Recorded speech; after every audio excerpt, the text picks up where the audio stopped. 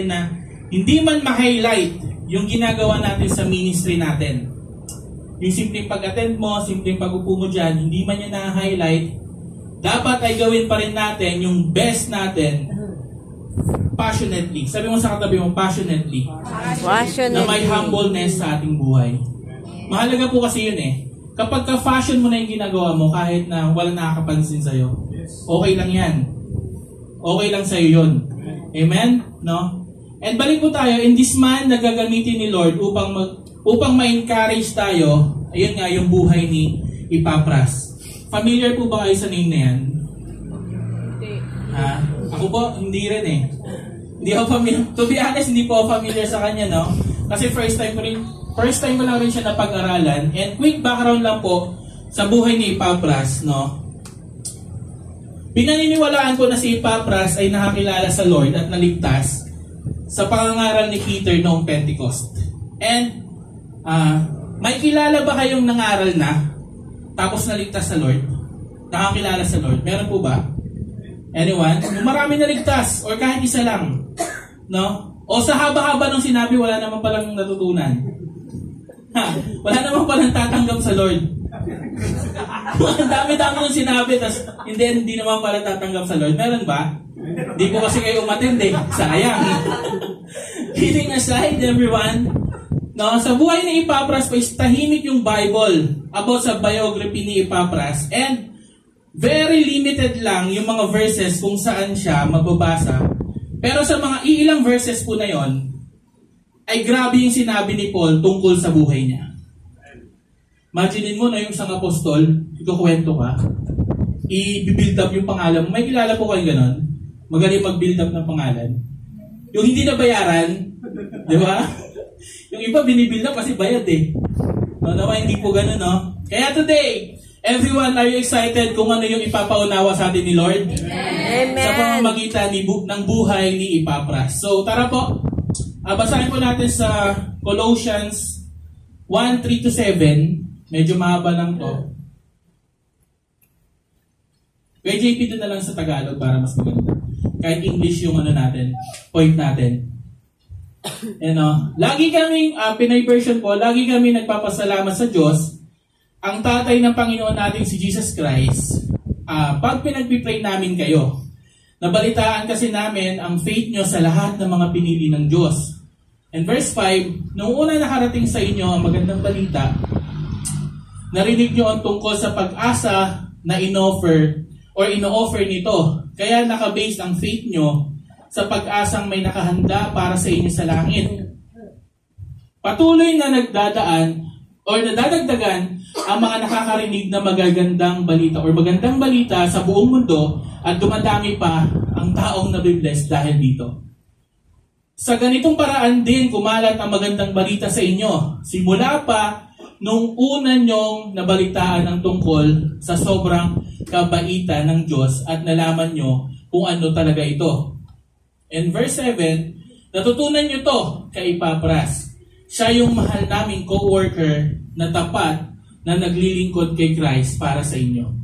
So guys, ito pong binabasa natin is letter po ito ni Apostle Paul para sa mga Colossians.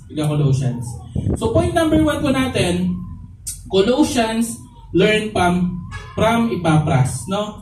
Ayon po sa mga pag-aaral, after po makakilala ni Epapras, nagkaroon siya ng eagerness na matuto pa sa salita ng Diyos. Pero nung time po na yon, para lang po malinaw, no? Nung time po na yon, hindi pa open sa Gentiles sa mga alagad. Hanggang noong si Paul and Timothy ay nagturo sa synagogue or sa Ephesus. Isa sa mga alagad na natuto mula sa kanila nung time po na yon ay si Epapras. Clear po?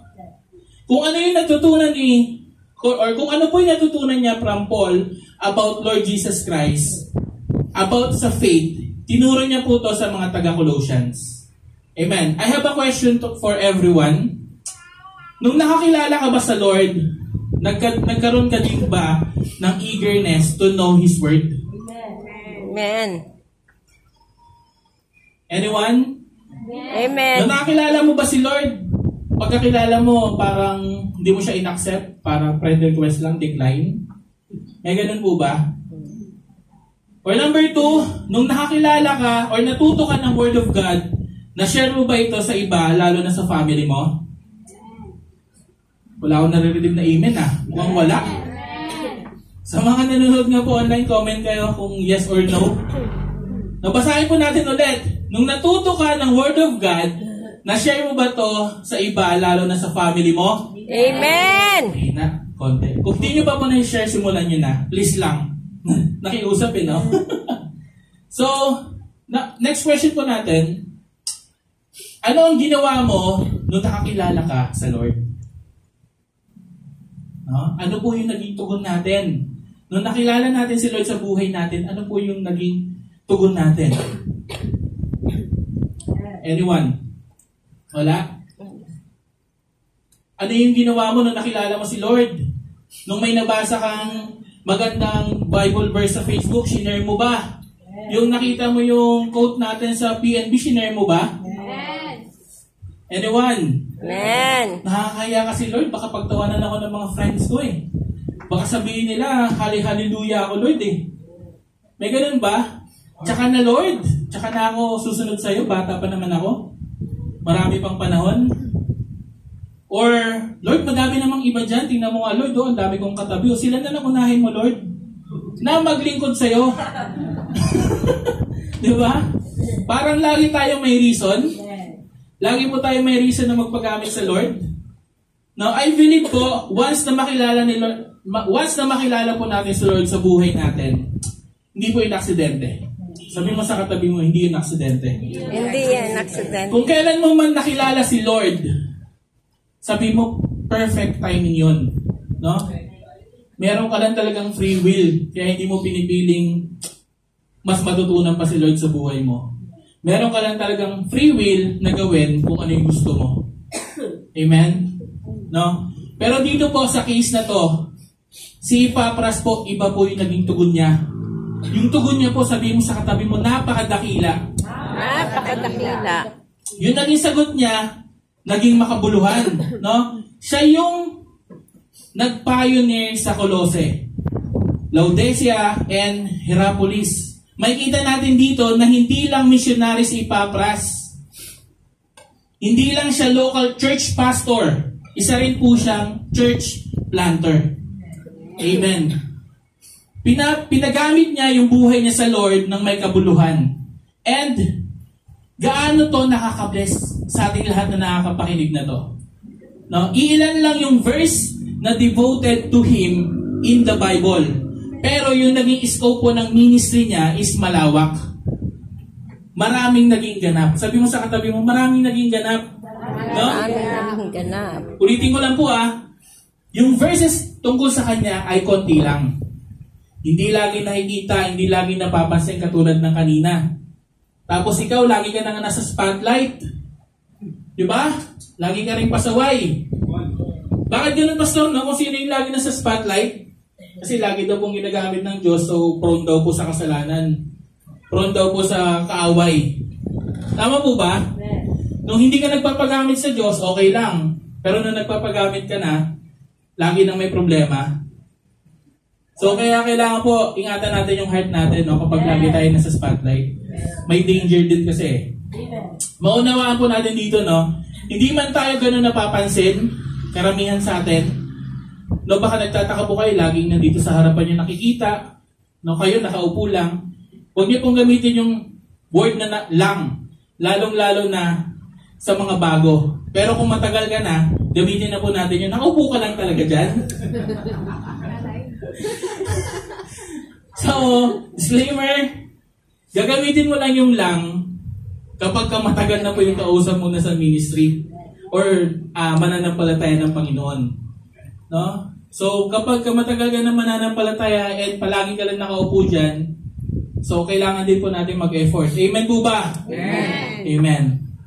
No? So, going back, hindi man tayo maging kilala sa paglilingkod natin, hindi man tayo sikat sa mata ng crowd, kayang gamitin ni Lord kahit ang limited na information about us to encourage people to faithfully serve Him. May mga purpose naman po talaga kung bakit yung iba nasa Gamitin na natin yung term na sa mababang ministry. No? Gamitin na natin, gano'n naman po sa yung level from lowest to highest ministry. Pero may purpose kung bakit nandyan ka ngayon. And kailangan mong magpakatatag, kailangan mong gawin yung the best mo kahit nasa lowest ministry ka. Kasi kayang gamitin ni Lord yan as encouragement dun sa ibang tao. Amen? Kayang gamitin ni Lord na patutuo yan para dun sa ibang tao na nagmamataas. Amen po? Amen. Amen. No, question po natin dito, are you an attention seeker na Christian? No? Nowadays po, marami sa atin yung gusto ng validation from others. Kaya nandyan lagi yung kailangan, yung pinupost mo lagi sa social media mo, magaganda. Diba? Para katanggap-tanggap ka. Amen? So nawa po na walang ganon. Kahit na simple lang yung bagay na ginagawa mo, or dapat, lalong-lalo na po kung mataas na ministry yung ginagampanan mo, huwag tayo maging attention seeker sa iba, sa mga tao, dapat kay Lord lagi. No? Yung mga nasa ministry po na gusto lagi silang in-appreciate, may ganoon bang ganon? Kaway-kaway po kayo? Na kapag hindi kayo napasalamatan ng pastor nyo, nagtatampo kayo sa ating buhay. Palakpakan po natin ng Panginoon.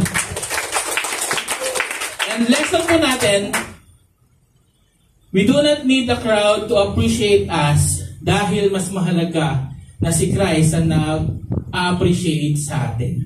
Amen. Palakpakan po natin Lord si Jesus. Hallelujah.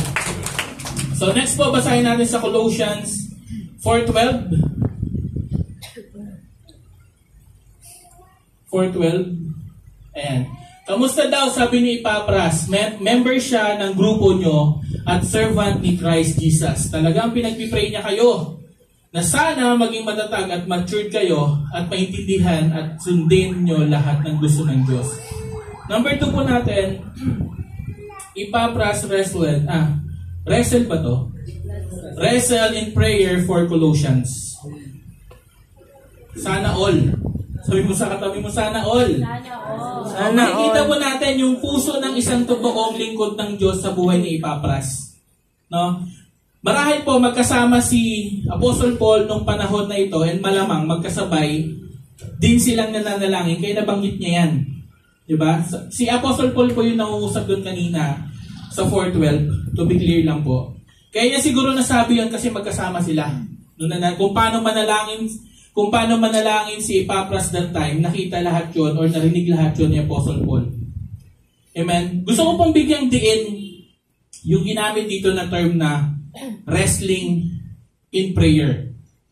No? So, ito po yung meaning niya nung sinearch ko siya, internet. No? Refers to persistent, intense, and sometimes even confrontational style of prayer where individual engage with God with deep emotion and unwavering commitment, often questioning, pleading, or even struggling to understand God's will or guidance. Ganong klase pong panalangin. No, kung tipong sumisigaw na siya dyan, umiiyak na siya dyan, lahat na ng klase ng emotion nandito na po. Amen ba? Amen. Ikaw, paano ka manalangin? Ganun po ba? ano ata, hindi ata prayer yun eh. Ano tawag doon? Or meron tayong care sa bawat isa. Kailangan sa prayer mo palang maramdaman mo na yung maramdaman na ng taong nakakarinig sa iyo yung pagmamahal mo sa tao na yun. Amen. Palakpakan po natin sa Panginoon. Una, sabi doon kanina, no? Una, maging matatag sila sa kalooban ng Panginoon. Pangalawa, maging pure sila sa pananampalataya. And yung panghuli po is maging ganap yung kanilang pagiging ligtas. No? Epapras cared deeply for spiritual growth and maturity ng mga taga-Colossians. No, nawa po sa church natin, ganito rin tayo magmalasakit sa mga co-believers po natin. Especially in prayers. Amen. Every night, no, meron tayong list ng prayer. Nakalista doon. Ha? Nababasa niyo po ba yun? Amen! Sige nga, ano yung nilalaman ng prayer? Number 1. Sige po. So, check niyo po dun sa GC natin, nandun yun. No, ginagawa po natin yung kasi mahalaga po tayo mahalaga ang bawat isa. Amen. Mahalaga yung ginagampanan nating role. Mahalaga yung relationship ng bawat isa. Amen po. Amen. So, question po natin dito, are you wrestling in prayer para lumago sa faith ang iyong kapwa mananampalataya? Amen. Or are you wrestling in prayer for your pastors? Amen. Mahalaga po yung prayer. Do not underestimate the power of prayer para sa iba. Amen. Amen. Huwag niyo pong i-underestimate yun, no? Yung lalong-lalo na kapag may nagpapa-prayer sa'yo, tapos sabi mo yes, tapos di mo pinag-pray. Nako, di ba? Hanggang salita ka lang, huwag pong ganun, no? Mahalaga po yung panalangin natin sa ibang tao. Amen. Kahit na yung pinapanalangin mo, ang tagal-tagal mo nang pinapanalangin yung tao na yon na makakilala sa Lord, pero parang wala nangyayari. Sabi natin, 5 years mo nang pinapanalangin, di ba? Nagka-jowa na lahat, naghiwalay na, hindi pa rin nakakilala sa Lord. Di ba? Don't lose hope. No, kasi kumikilos si Lord para sa taong gustong makakilala sa Kanya. Gusto nga ng Lord, lahat tayo makakilala sa Kanya di ba? Kahit di mo ipag-pray yung gusto ng Lord yun No, yun pa kaya ang part na pinagpipray mo siya, kumikilos po ang Panginoon. No? Ipag-pray mo lang yung sarili mo na magkaroon ka pa ng endurance at huwag mawalan ng pag-asa sa mga pinagpipray mong bagay, sa mga pinagpipray mong tao. Amen. No? So, lesson po natin, 4.2. No, resting in prayer for others is a deep expression of love and compassion. Amen. Napako natin ang Apostle Paul. Nakita ko mismo ang hirap niya para sa inyo. At para sa mga taga-Laodicea and Hierapolis. No? Sa point 3 po natin, Paul vouched for Epaphras' hard work. No? Hindi lang nakikipagbaka sa panalangin si Epaphras for them. Kasi katulad ni Paul, gumagawa pa rin siya para sa kanila kahit nakakulong. Because si Epaphras po ay naghahanap ng mga donations for them, for Colossae, and siya rin po ay naghahanap ng kakalinga sa kanila or maglilid sa kanila. No, kasi po dahil based sa mga narinig ni Apostle Paul mula kay Epaphras, yung mga prayer, yung mga effort, no? Pinadala po ni Apostle Paul si Tychicus kasama si Onesimus to encourage them. Mababasa po natin yun sa Colossians 4:7-9. Check nyo na lang po yun, no? Nandun po. And nung time na mawala si Epaphras at nabilanggo, hindi naiwan ang Colossian church na walang maglilid. Amen? Mababasa rin po natin yun doon sa Colossians 4:17 na may Archippus na nangunguna sa kanila sa ministry. Kaya nasabi po ni Paul dito, he can vouch for Epaphras. No, alam ni Paul kung paano gumawa si Epaphras. Hindi lang sabi-sabi. Sabi mo, kaya pong patunayan. No, kumbaga sa may resibo. We can sense here na ilan sa mga taga-Colossians doesn't approve Epaphras. Amen. No? For a reason na hindi nabanggit, kaya pinagtanggol siya ni Apostle Paul. Kasi kung mababasa po natin dun sa verse, dun sa main verse po natin, no, masisense po natin doon na merong mga taga-Colossians na hindi sang-ayon kay Epaphras. Napilit sinisira yung Colossian church. And possibly po, yung mga naninira na yun, isa yun sa mga naninira kay Epaphras. Diba? Hindi, sabi mo sa katabi mo, hindi nagpatinag. Hindi nagpatinag si Epaphras sa mga taong hindi sang-ayon sa kanya.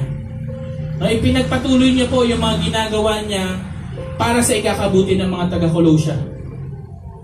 Sana po no, lahat tayo no, ganon. Yung tipong kahit na hindi ka napapansin, pero dahil sa ikakabuti ng gawain ng Panginoon, ipagpapatuloy mo pa rin yung ginagawa mo. Kahit hindi ka na-appreciate. Amen po? Kaya ba natin yon? Kahit na hindi napapansin yung paglilinis mo ng CR, hindi napapansin yung pag-ayos mo ng upuan, patuloy lang po tayo. No, wag po tayong kumbaga magpadala sa pattern or sa standard ng mundo natin na kapag di ka napapansin, iiwanan mo yung gagawin mo. hindi mo ipaglalaban yung gagawin mo. Tandaan po natin, ginagawa natin yon para sa Lord. Kasi dapat yun talaga yung main focus po natin eh. Gagawin mo yon kasi para sa Lord. Hindi para doon sa gusto mong ligawan para mapansin ka. No? Iba po kasi yung focus ng puso mo kaya nadi-discourage ka eh. No? Iba yung tinitingnan mo kaya nadi-discourage ka. Pero kung kay Lord ka nakafocus, kahit na yung term na tinutuligsa na lang, no? Hindi ka magpapadala doon. No? Yung labor, endurance, patience ng mga lingkod ng Lord ay iba. Sabi mo sa katabi mo dapat iba. Diba? Sino ba tayo para bigyan ng time? Na kahit na anong oras na pag nag-chat ka, di ba? Nagre-reply agad. No, sino ba tayo? No, may mga pamilya rin po sila na sana doon na lang sila magpo-focus. Pero hindi eh. Dahil mahal nila tayo sa Lord, ginagawa nila yung the best nila para mabigay sa atin yung kailangan natin. Hindi man financial, pero yung mga gabay, yung mga turo nila, di ba mahalagang bagay po yun. Amen. Question po natin, are you doing your best sa ministry kahit hindi ka nakikita ng lahat? Diba? Hindi ka nakikita ng lahat. Or sabi natin, yung ginawa ni Epapras po is hindi lahat yun nakikita ng mga taga-Colossian. Hindi lahat ng labor niya, ng effort niya nakita ng mga taga-Colossians. Tandaan po natin, hindi lahat sa kanila nakita yung mga paghihirap niya, yung mga pagtitiis niya. Amen? Kasi si Paul lahat na nakakita nun eh. Pero, alam ito ni Lord. And ipinakita kay Paul sa kanyang leader sa mga panahong ito. Nakita lahat ni Paul yung mga paghihirap niya, yung prayer niya, yung effort niya para sa mga taga-Colossians. And kaya nung time na yon, kanina nga po nabanggit natin kanina, may mga hindi sang-ayon sa kanya. Nandun po si Paul, nag-stand siya para kay Epapras, pinagtanggol siya. Amen.